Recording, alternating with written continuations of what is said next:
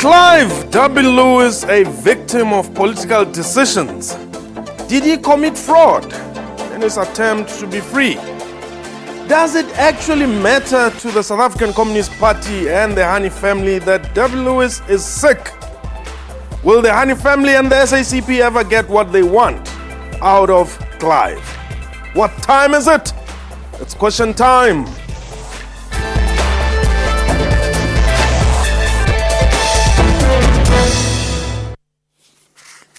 Hello and welcome to the show. My name is Mpho Tsedu. Once again, Clive W. Lewis has been denied parole. The convicted Chris Hani killer's bid to secure freedom was recently dismissed by the Ministry of Correctional Services.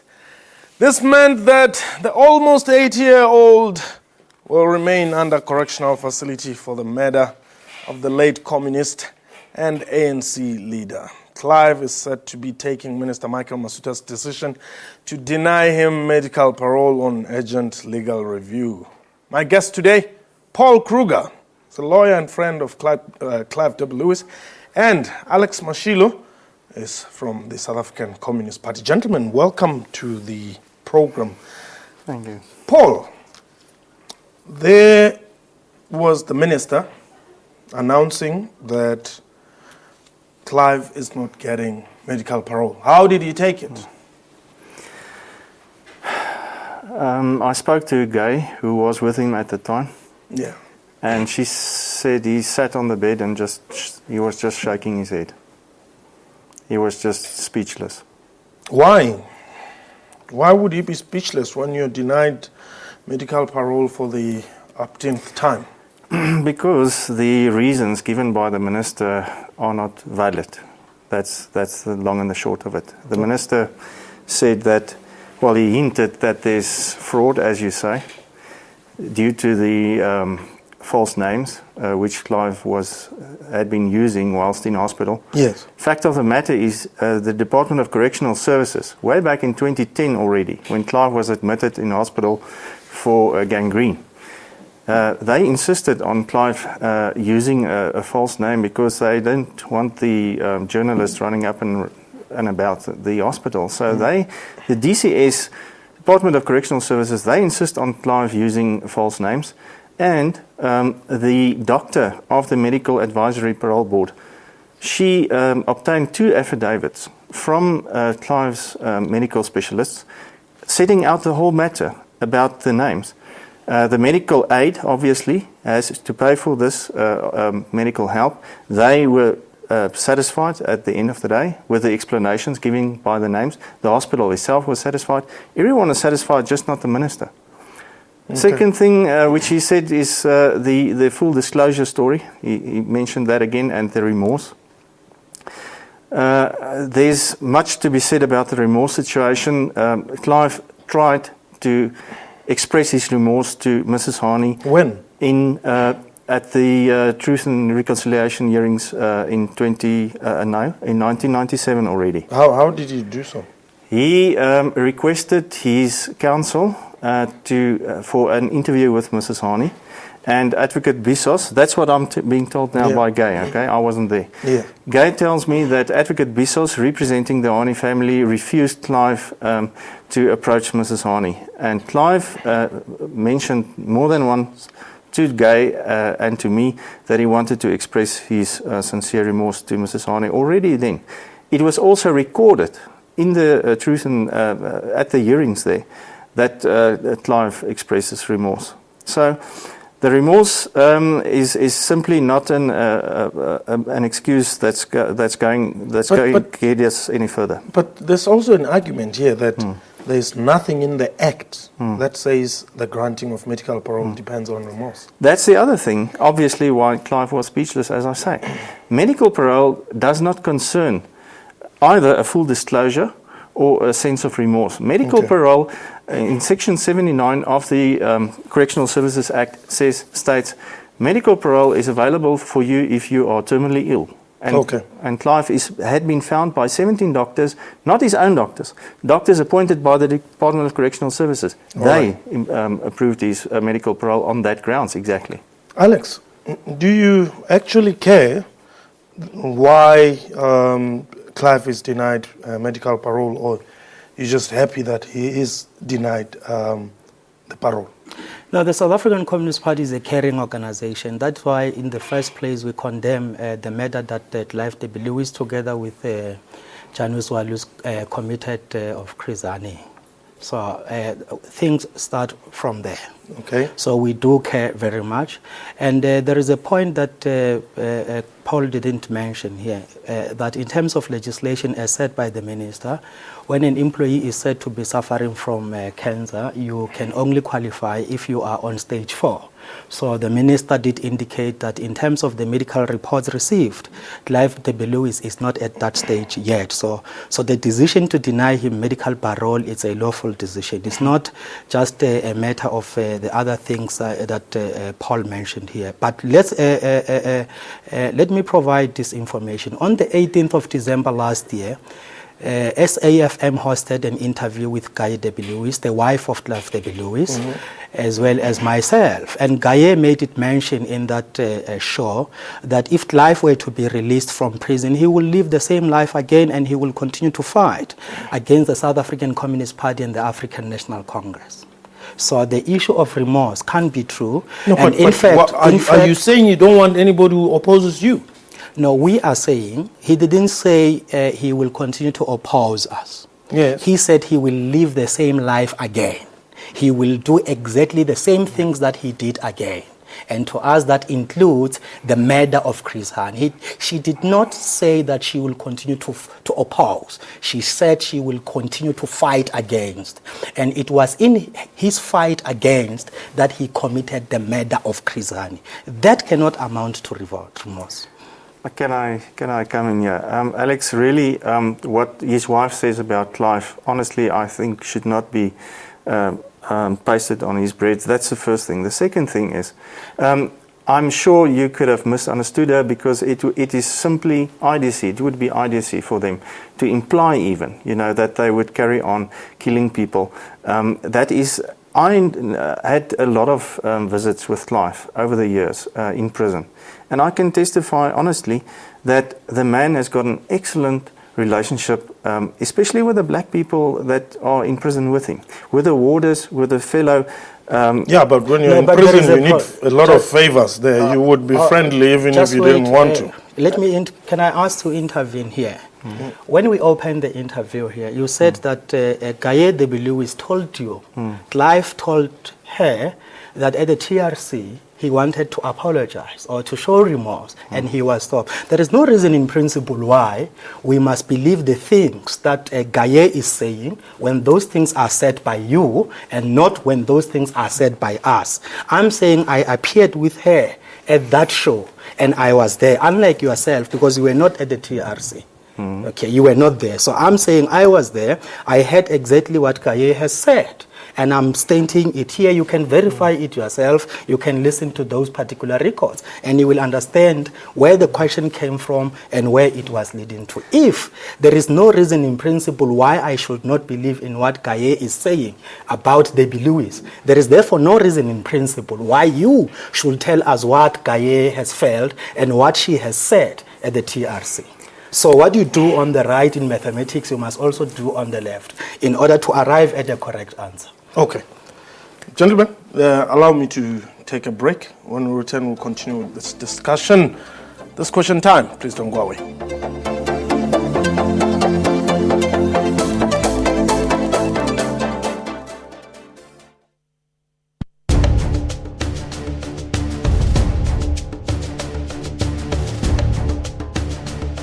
Let us go to this dolus issue, dolus eventualis and dolus director.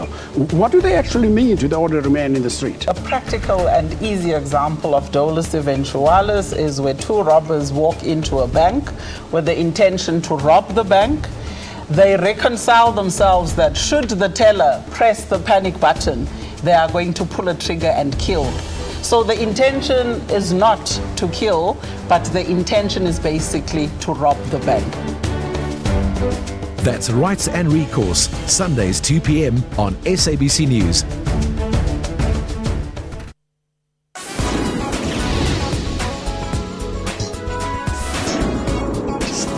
You can't have a gut feeling about other people's gut feeling. Ngaba has continued the tradition of passing stories onto the next generation using a platform that offers stories to a far more greater audience. Zombie no go unless you tell them to go. This is what the audiences all over the world knew Fela Kuti for. Join Musam Khalipi on Afro Showbiz every Saturday at 19:30 CAT.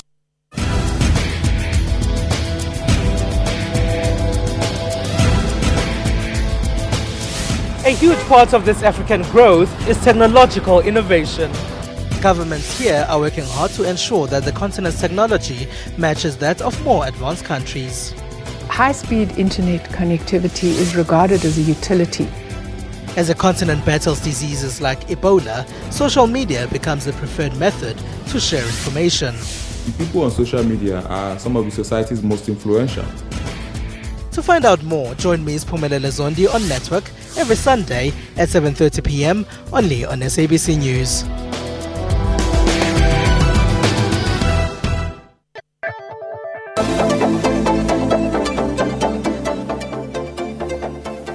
Welcome back. You're still watching Question Time. I guess today Paul Kruger is lawyer and friend of Clive W. Lewis, and Alex Mashilo is from the South African Communist Party. Now, what is going to make the Communist Party, relax, and perhaps the Hani family, in as far as this matter is concerned? In as far as this matter is concerned, we are very clear as the South African Communist Party. Justice and reconciliation are not one-way streets. There are two-way streets. And justice cannot be seen as something that must be done insofar as the perpetrator of a crime is concerned.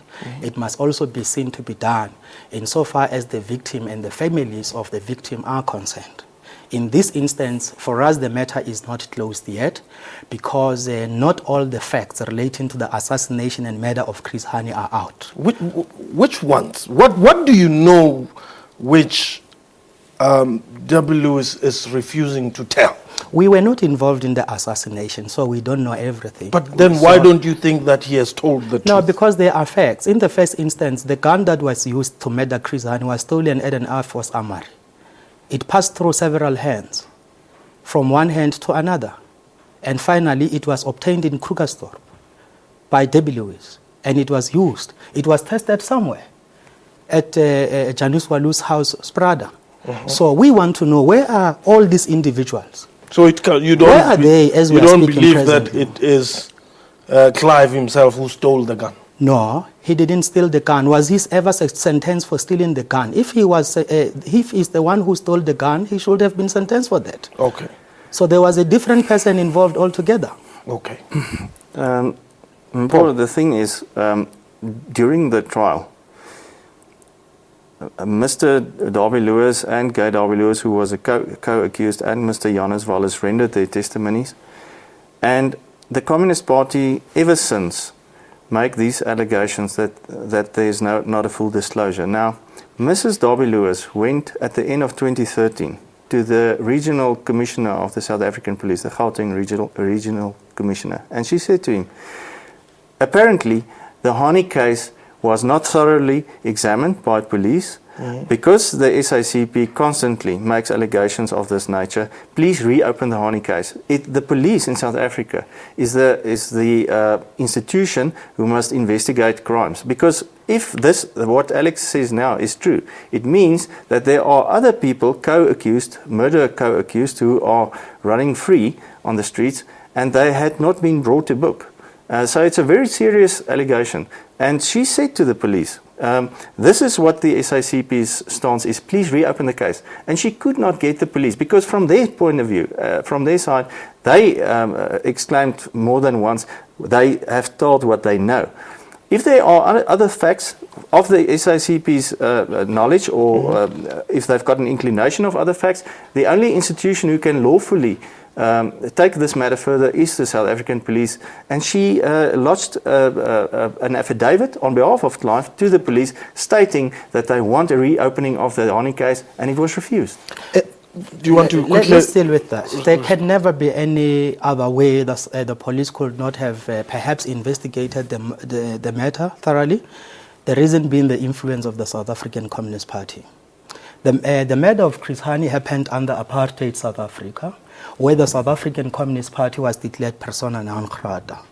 So nothing it could have said that could have influenced the police otherwise. Okay, we start there. Secondly, the Young Communist League of South Africa of the South African Communist Party has been leading a campaign for us to open the inquest. By the way, you should be aware that after Chris Hani was murdered, a list containing names of individuals together with characteristics of their home, including security features, and Nelson Mandela and Joe Slow were included, was found in possession of Janus Walus. I'm sure you are aware that it was obtained from Guy W. Lewis, who obtained it from a journalist who worked for the Citizen.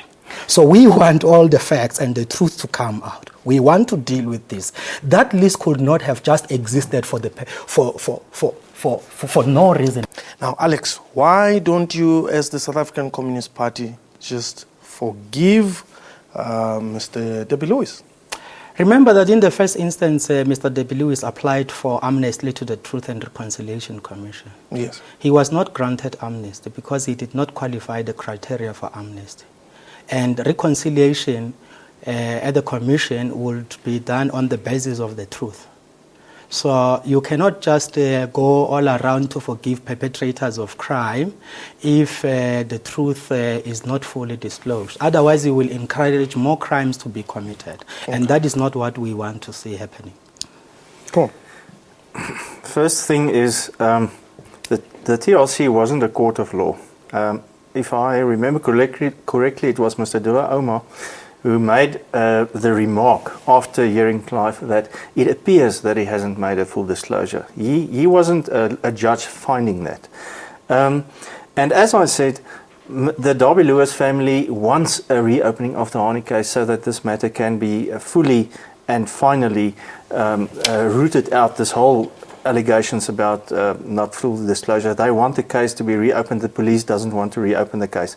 The other thing is the TLC found that he didn't commit a political crime. As Alex said now, he didn't qualify for the criteria. One of the criteria was it should have been a political crime. Correct. Honestly, I can't see, if Clive obviously didn't want Mr. Hani's television. He didn't say to Janus Wallace, go kill Mr. Hani because I want his car.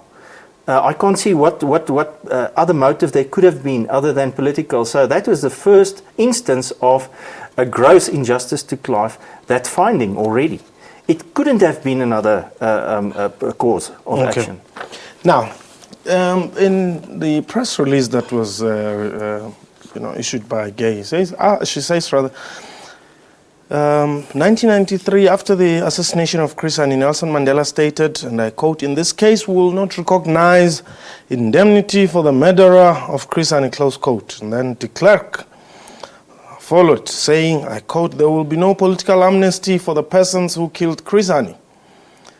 Now, and in 1993, the ANC declared that it was determined that whatever deal is struck about amnesty must not benefit Janus Walus or Clive W. Lewis. Is he not suffering from, or rather suffering as a result of some political decisions that have been taken that no matter what, Chris Hani's killers are not going to go free? We believe what the minister has said because he gave reasons that are in the law. That according to the law, Clive W. Lewis didn't qualify to be considered for parole because he was not at a particular stage of cancer, which you would only qualify for parole when you are at that particular stage of cancer. But very importantly, we must state these things and go back a little bit on what it is said that there is some information that has not been divulged. It was Clive himself who had around 98 threatened that he will disclose everything. Okay, it was not the South African Communist Party, it was not the African National Congress, it was not Madiba, it was Clive himself. So we are still waiting for that. Okay, hold that thought there. We'll talk about it quickly just after the break. This question time. Please don't go away.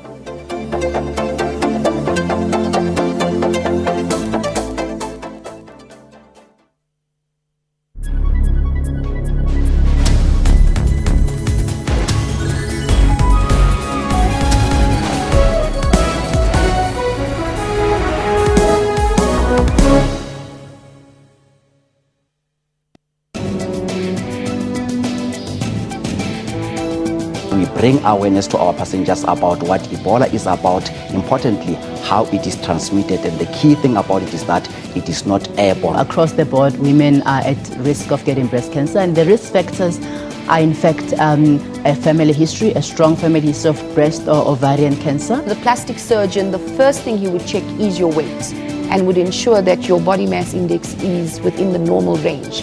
And if not, they probably would actually, suggest that you lose weight before you even consider having these procedures. Catch Dr. Silo Mutaung on Health Talk every Saturday from 9 to 10 on SABC News.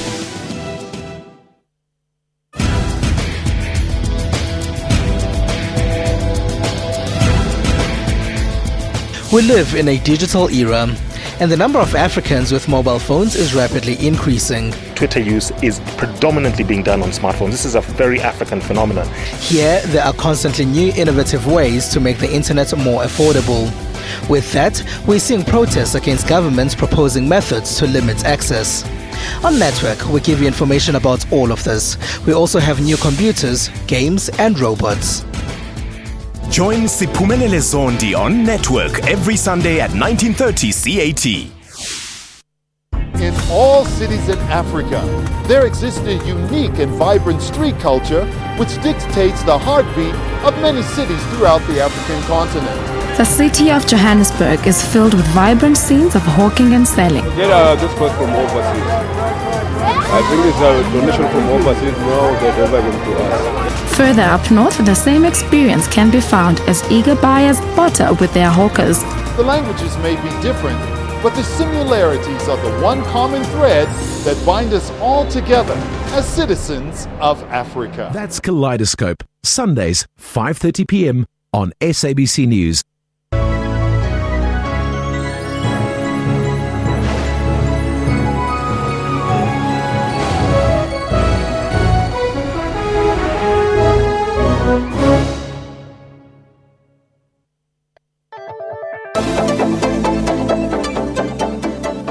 Welcome back. You're still watching Question Time. Our guest today, Paul Kruger, is the lawyer and friend of Clive W. and Alex Mashilo is from the South African Communist Party. Paul, very quickly. Can I just get back to that? He says the minister made a legal decision on legal grounds. Yes. The regulations in terms of medical parole, which the minister used, were regulations that were passed after Clive's sentencing. You have to use the regulations as it were when he was sentenced. There was, at that stage when he was sentenced, nothing to be said of phase 4 cancers, etc. The medical parole section in the Correctional Services Act simply states you have to be terminally ill. And as I say, 17 doctors appointed by the Department of Correctional Services found that Clive was terminally ill. But are you not trying to be relevant here, if I may use the word? Because if you're saying that you want the laws that should be used to determine the case should be the ones that were in existence at the time of commission of... That's a legal principle, yeah. Okay. Now, in this case... Even the parole application must not be conducted according to the rest of the legislation, because all the legislation we are dealing with here were passed after Clive was sentenced. So and perhaps you must not interfere when I'm just... how does he feel that it is in this dispensation which he had fought so bitterly to oppose that he wants mercy?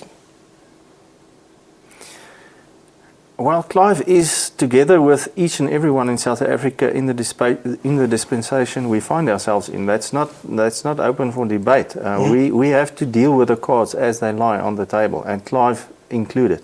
So Clive, I think people get the impression from the media reports or what the SACP sometimes say about Clive that he is this vicious, racist killer. And as I say, I know Clive on a personal level. It is not the person and the human being I know. Clive would not have been elected for various committees like soccer committees in prison by black people if he were this absolute anti-black racist. But maybe it's because it was a strategic decision. He's got connections of people who may sponsor tournaments and bring balls in jail? No, one can always find some reason if you want to discredit somebody, really. Yeah. I've seen his demeanor, even with the warders that sit with him in the hospital. He is so... Has he changed? I didn't know Clive before the murder of Mr. Hani, and that's the one other thing I just want to say. Alex says when the murder was committed, the SACP was a organization that was, what was the word? Persona non grata. As the murder was committed, the SACP was legalized by de Klerk. It was a completely legal organization like anyone else.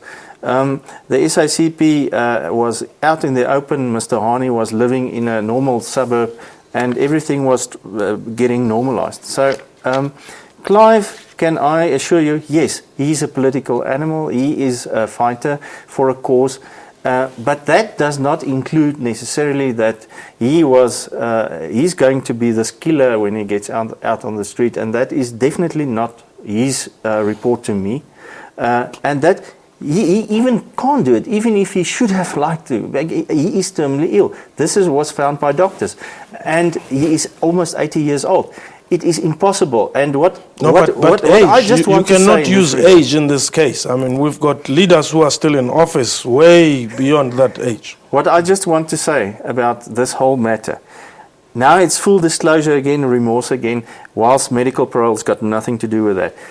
The apartheid government released Bram Fischer when he was ill with cancer to die at home, a dignified death. If the ANC and the SACP doesn't have the same decency as the apartheid government had, it should tell the world in so many words. We are being honest with you. We don't have that kind of decency, and we're not going to release Clive. He must die in prison. Don't talk about legal grounds and remorse and things. Who did Bram Fischer kill, by the way? Bram Fischer was in prison for life Well, he wasn't a lifer. He wasn't a lifer in jail for nothing. Obviously not. It was for high treason and serious crimes. He was in jail for. Firstly, the most important serious crime under apartheid was to be a communist. And that's what Bram Fischer was. And you could be sentenced for life for that. Given a parole to die the so-called dignified death for having been arrested for adopting a particular political orientation, in the first place, it's a non-starter. Okay, I want to wrap the show now. You're saying that the minister's decision will be taken on urgent legal review? Yes. Has that process started? Yes, to the best of my knowledge, it started already. You're still going to oppose? We will stand by this matter and up to the end. We want justice. Alex Mashilo. Thank you. Paul Kruger. Thanks, Paul. That was Question Time for today. A big thank you to our guest and to you for watching the show. We welcome your feedback via email, questiontime@sabc.co.za, or you can tweet us. Our Twitter handle @questiontime24 from me and the crew. Have yourself a wonderful time. Goodbye.